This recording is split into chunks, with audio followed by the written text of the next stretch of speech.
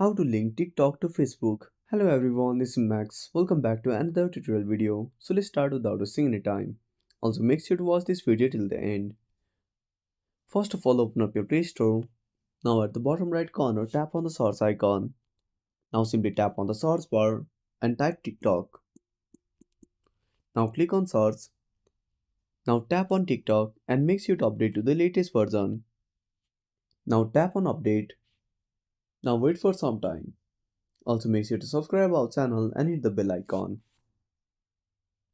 Now after updating, simply tap on open. Now at the bottom right corner, tap on profile. Again tap on the three lines. Now tap on settings and privacy. Now tap on privacy. Now tap on sync contacts and Facebook friends. Now click on sync Facebook friends and wait for some time and tap on OK.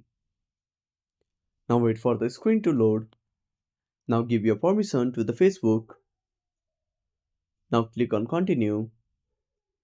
And that's it. Thanks for watching. Make sure to subscribe our channel and hit the bell icon. See you in the next video.